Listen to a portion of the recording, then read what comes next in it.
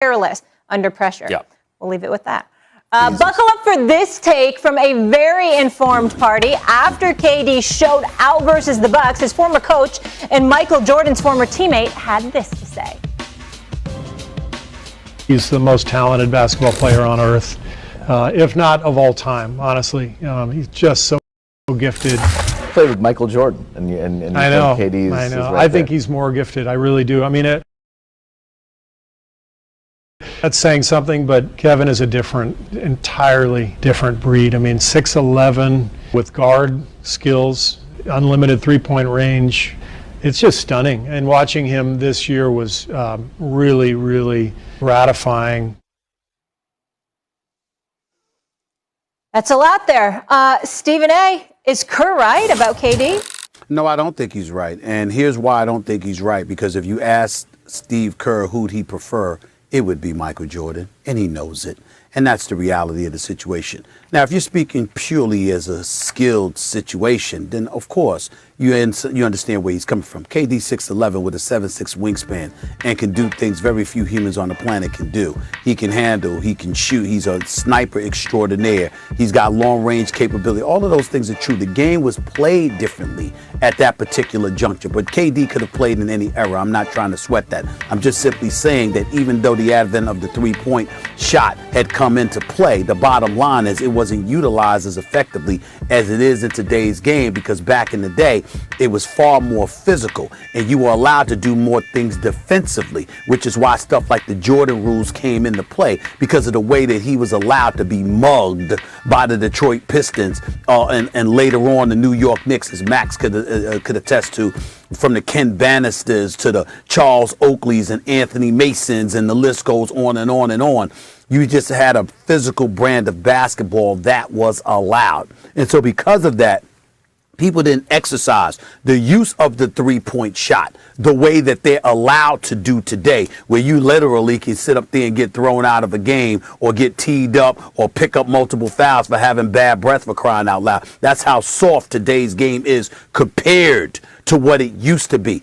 The road to prosperity that you had to endure back in the day was far more arduous than it is today. And that's what you have to take into consideration. So for me, what I hold against Kevin Durant, specifically as it pertains to this comparison or this quote by Steve Kerr, is A, the times that we're playing in now compared to what it was then, and B, the one thing to hold against Kevin Durant.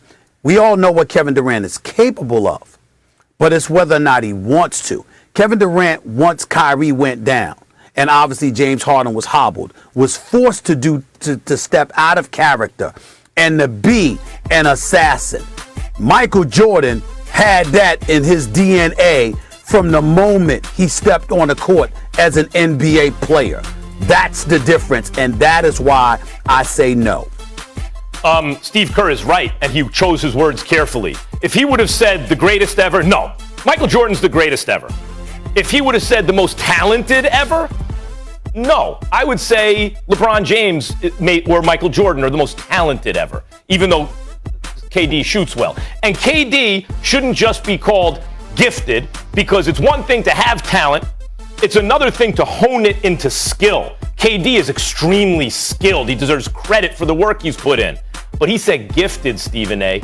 Gifts include size, right? You wouldn't say that size is a talent, but you can call it a gift. It is a gift. And there's never been a player at KD's size with the overall package of talent and skill, athletic ability, and honed craft as KD. He's right about the most gifted. Now, that's different than saying you always have the wisdom to deploy those gifts optimally, right? He's super efficient, but as good as his basketball IQ is, no one's is LeBron's. Just like when I say Kyrie is the most skillful player maybe ever, he's certainly one of them. But that doesn't mean he has the wisdom to deploy those skills running a team the way James Harden does, who's not as gifted, but is better because he understands the game a little bit differently or is able to make himself play that way. Saying gifted for KD points to everything that you always say, Stephen A. 6'11", 7'6" wingspan, can hit infinite range, as Steve Kerr said, can kill you from anywhere on the floor, can also defend. Check, check, check, check. Most gifted, most talent plus skill at the size, but not the greatest of all time. I think Steve Kerr chose his words carefully. Well, if size is a gift, so is mentality. And what I'm saying to you is that Michael Jordan has that mentality that we have consistently clamored for KD to have. For example, one could easily argue if KD had that mentality, he would have been strong enough to offset the strong-headedness and the strong-willedness of a Russell Westbrook in Oklahoma City. And they wouldn't have given up a 3-1 lead to Golden State, and they may have won the title that year. All right, that Golden State lost to Cleveland. One could argue that. One could argue that if KD had been that way, he might have had a couple of titles. One could have argued he could have beaten Miami the year, even though Russell Westbrook and James Harden were relatively young. One could have argued that they would have beaten Miami when LeBron was still in search of his first title, because he didn't run across a KD that had an assassin's mentality. He ran across a KD who was incredibly gifted, but also judicious in terms of making sure the glory was spread, and Russell Westbrook and Harden and others would get their opportunity to shine, and he was focused on playing basketball the right way. That same KD departed from OKC and went to Golden State. Why?